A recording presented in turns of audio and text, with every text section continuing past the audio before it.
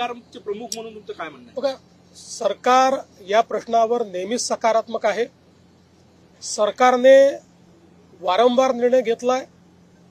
प्रत्येक वेळी जेव्हा अडचण आली त्यावेळी सरकारने निर्णय घेतलेला आहे.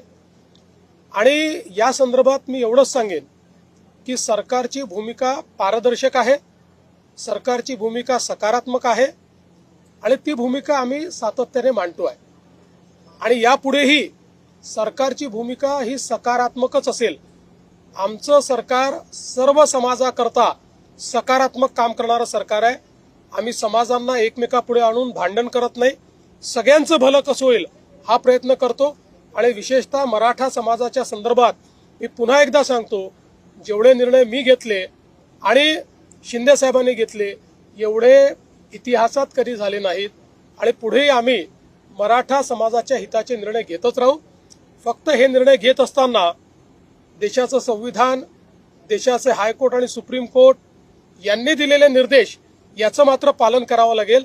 त्या निर्देशांचा अवलंब न करता जर एखादा निर्णय घेतला तर त्यातनं केवळ प्रसिद्धी मिळेल, पण तो निर्णय टिकणार नाही.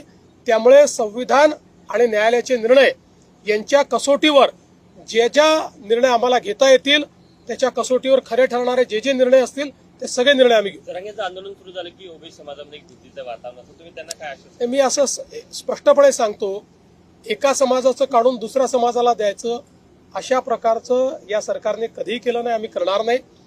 ओबीसी समाजालाही घाबरण्याची आवश्यकता नाही. आम्ही मराठा समाजाचंही त्या ठिकाणी समाधान करू, त्याकरताही सगळे निर्णय आम्ही घेऊ. पण त्यावेळी ओबीसी समाजावर कुठलाही अन्याय आम्ही होऊ देणार.